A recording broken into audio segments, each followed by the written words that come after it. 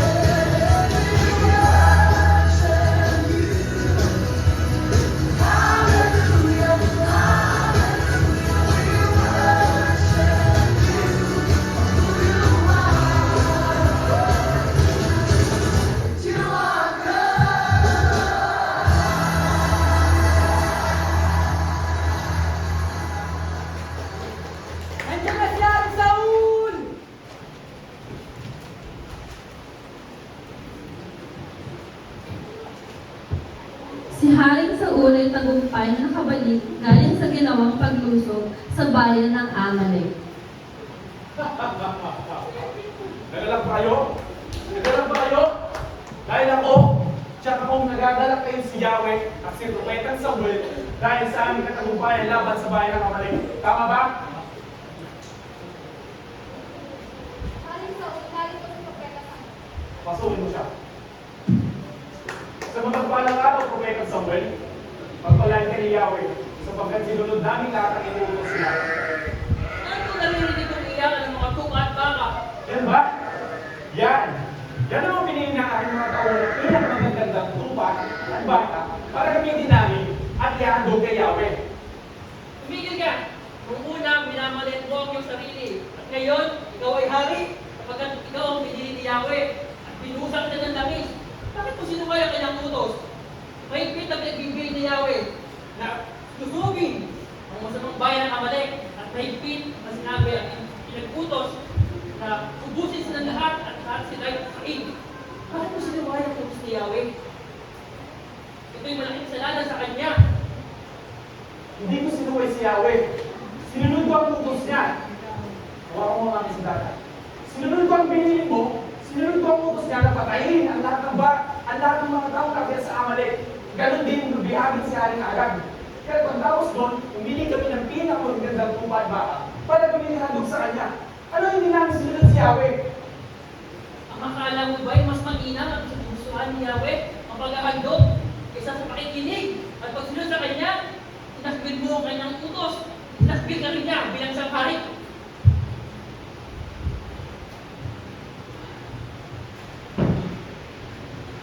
Kung gano'n, inamin ko, nagkasala ako. Nagawa ko naman yun dahil natatakot ako sa aking mga tauhan.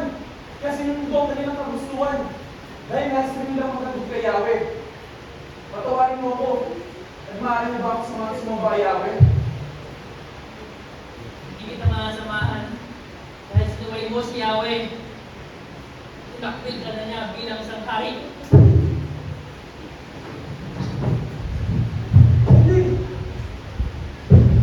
Simula sa araw na ito, natanggalan sa iyo ni Yahweh ang pagiging hari at isang taong mas mabuti.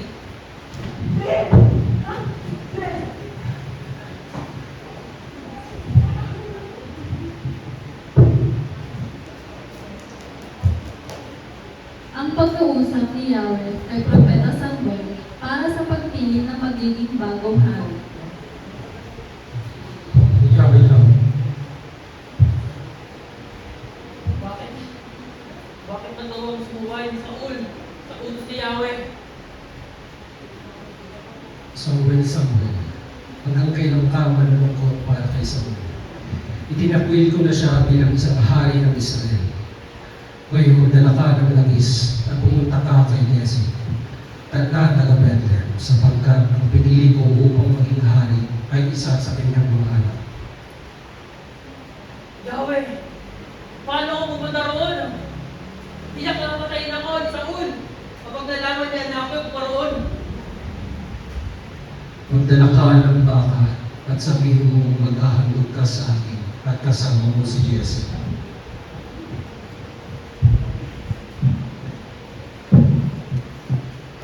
Pagkatapos makipag-usap ni Propeta Samuel kay Yahweh, agad itong handa para sundin ang utos sa kanya na pumunta sa lugar ng Bethlehem upang makipagkita kay Jesse.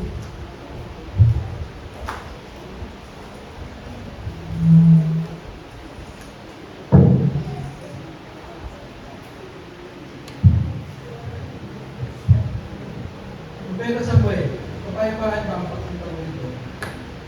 O, ako'y narito upang maghandog ni Yahweh. Samahan mo ako, tinag yung mga anak.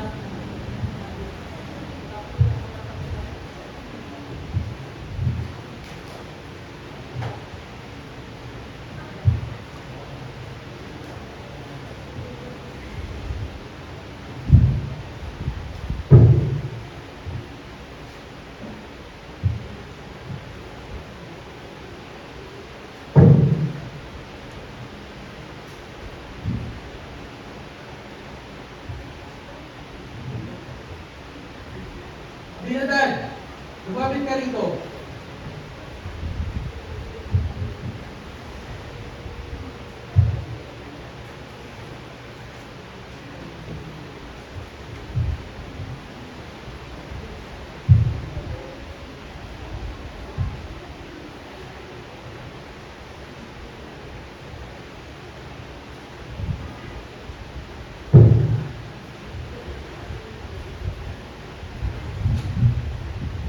Umiling si Samuel kay Jesse habang isa-isa niyang pinatawag ang kanyang mga anak.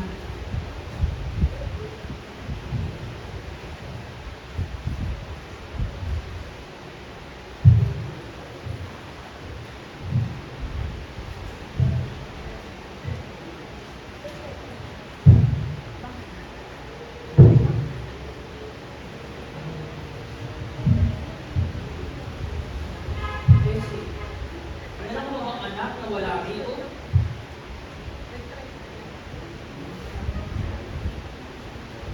Meron pa, ang gusto kong anak na si David. Naroon siya at nagpapastol ng mga tupa. Sa gayoy, ipasundo mo siya. Hindi tayo magsimula ng maghandog at nasa mo.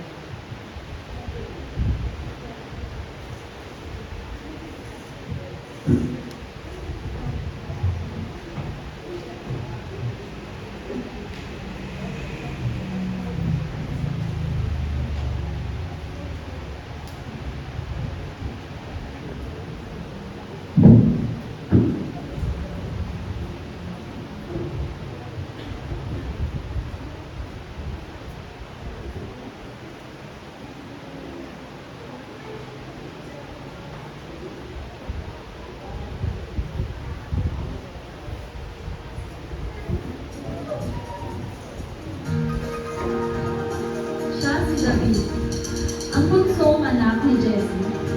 Isang mapisig na binatilyo, malusog ang katawan at maganda ang mga mata. Mahusay siya sa pagpapastol ng mga tupa at magaling din siyang makipaglaban kahit sa mababangis pang hayop.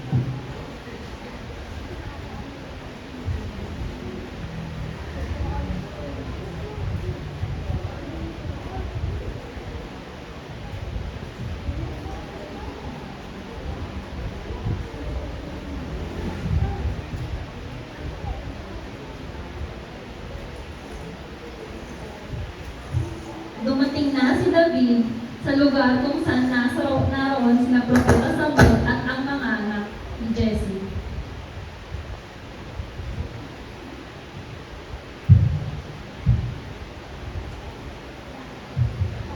Samuel, siya ang pinili ng mga bagong hari.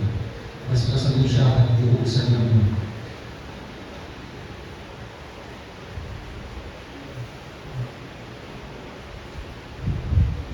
Propeta Samuel, siya nga pala ang anak ng bunso, si David.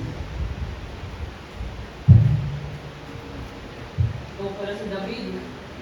Halika, tumapit ka rito. Ikaw ang napili ni Yahweh. Kaya, lungod ka at bubuhusan ka ng langis. Nang matapos buhusan ng langis si David ni Propeta Samuel, sumakan niya na at nawala kay Haring Saul ang espiritu ni Yahweh. Isang masamang espiritu naman ang nagpahirap kay Haring Saul.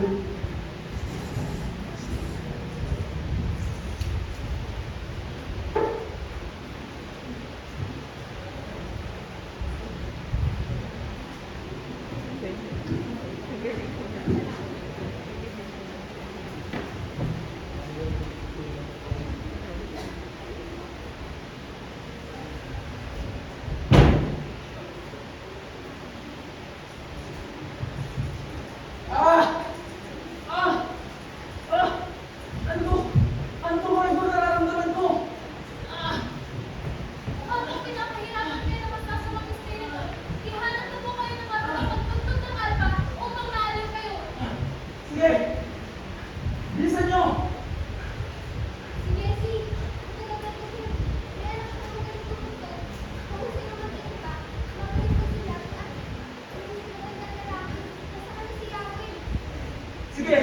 Ipatawag nyo ang anak ni Jessie! Bilisan nyo! Ah! Ah!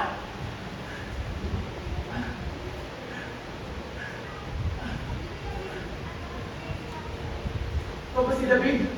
Marunong ako ba tumutog ng alpa? Sige! Tutugan mo ako para maging mapapantaya. Ano na ba man?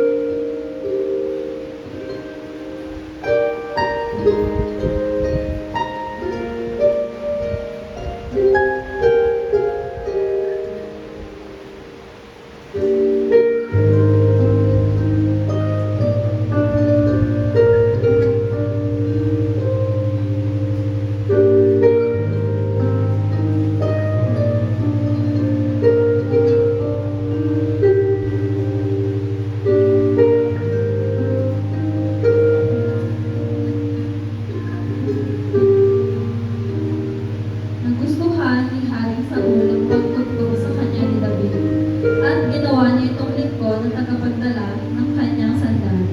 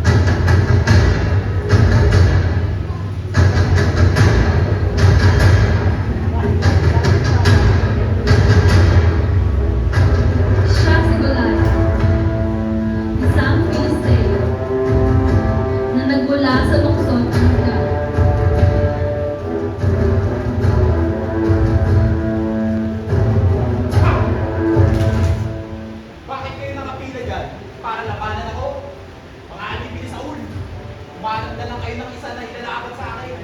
Pag natalo na ako, alitin na kami. Ha! Kung mangyayari yun. Oh!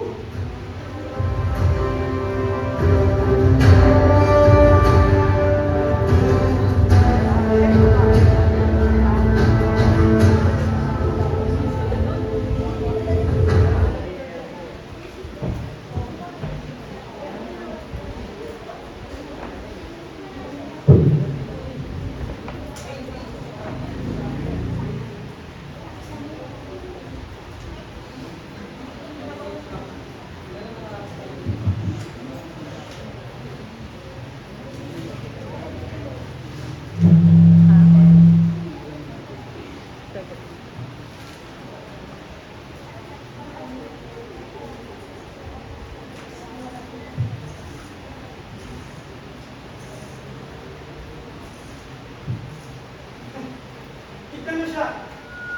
At pakinggan ang kanyang hamon. Kung sino man na makapatay sa kanya, gagasin pa lahat ng hari. At bibigyan ng kayamanan at ipapakasal sa Israel. At ang buong tambayan niya ay hindi magbabayad ng buong. Ano nga ulit, ulit yung pala? Sa makakatalo sa gagawaan niya. Sino ba siya para umuli mo ito ng gusto mo? Dito ba? Ganun ang gagawin ng mahal na hari. Makakatalo sa gagawaan niyan.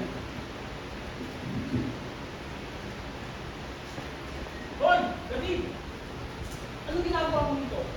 Hindi mo ng mga tupang inaalagaan mo. Siguro kaya ka narito para makita ang mga laban na nangyayari dito. Bakit? Tatanungin lang ako eh. Mga kayo.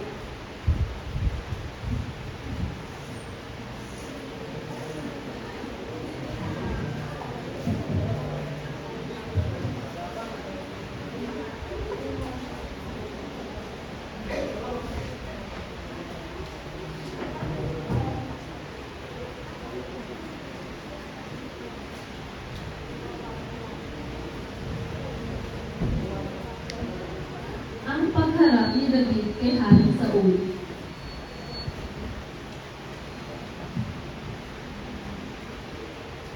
Wala. Anong kulera ng paparilo ng bayan? Dito tayo dapat matakot. Masarahan nila sa Filisteo yun. Ako ang lalaban sa kanya. Narinig mo ba yung sinabi niya? Ha? Sa liig mo yan? At ang bata mo pa, ang lakas ng loob mo. Hindi! Wala kang laban sa lalaki sa dabuhalan yan. Ako po ang nag-aalaga sa kawan namin. At kapag may isa, sa mga alaga ko na tupa, at tinamay na diyon ng oso, hinahabol ko po, at pinamatay, hinahawakan sa panga. Kaya sinasabi ko po sa mahal na hari, nakapatay na ako, mawawangis na diyon, malalaking oso. At ngayon, sasama ko na po ng tabuhan ng Filisteo. Pagkat nilalait na ako mabutis na buhay. Ilang beses na po ako nagtitis si Yahweh. Tapos mababangis na hayop. At makakatiyak ako na hindi itis na rin ako sa Filisteo. Kung gayon, sige, ikaw nang lumaban. Nakakawan, sundan siya ng baluti pang lima.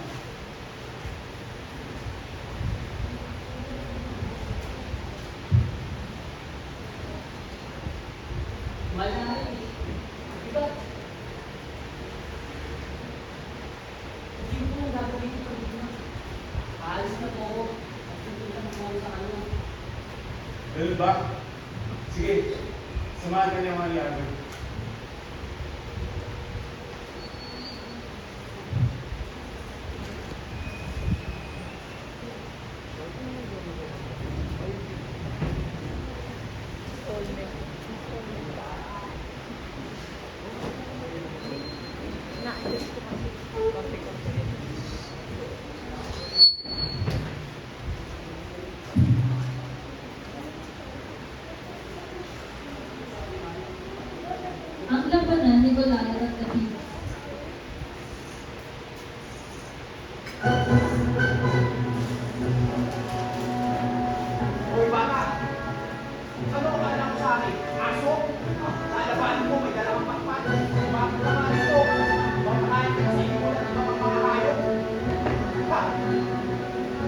Oo, magsalita mo ang digma.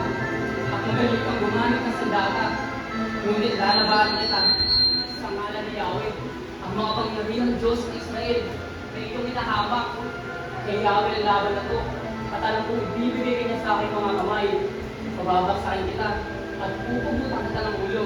At ang bangkay mo, ipapakain ko sa mababakis na hayop.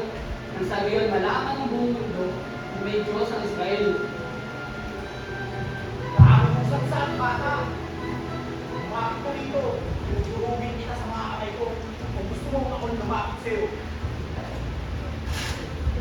Dumukot si David ng bato sa supot at tinirador niya si Goliath.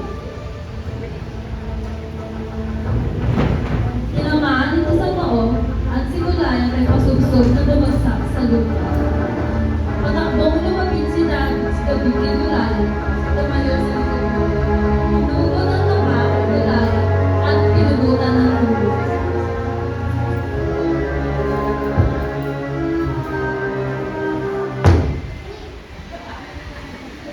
Ang ibang Filisteo ay nasabikuhan, naghiyawan ang mga Israel at hinabol ang ibang Filisteo.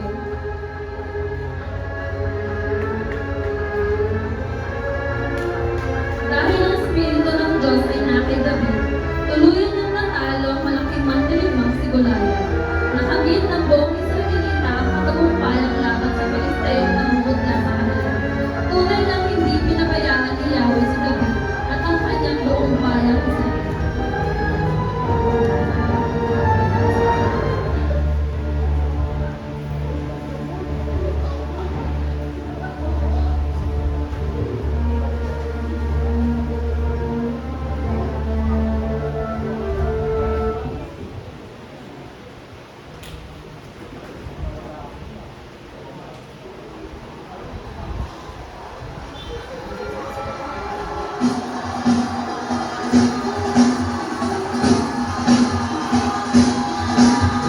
Thanks be to God who always causes us to triumph in His name.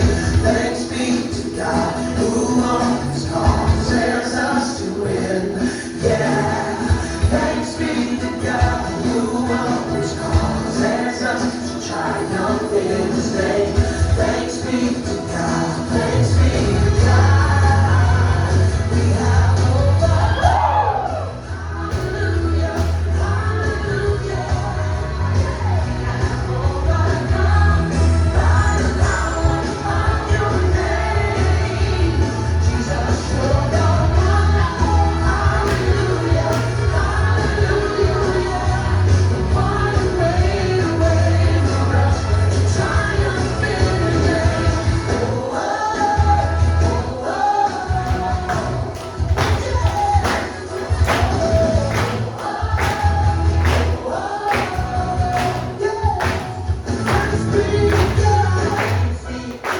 Muli, narito ang Young Vessels of Honor ng Church of Religions in Zion na nagpapasalamat sa inyong pagdalo. Nawa ay napagpala at nasiyahan kayo ng aming munting konsyertong The Brave Heart. Ating palakpakan ang mga gumanap bilang David, Goliath, Propeta Samuel, Haring Saul, Jesse bilang ama ni David, mga kapatid ni David, mga kawal, mga mananayaw, at si Yahweh. Ating palakpakan din ang mga direktor sa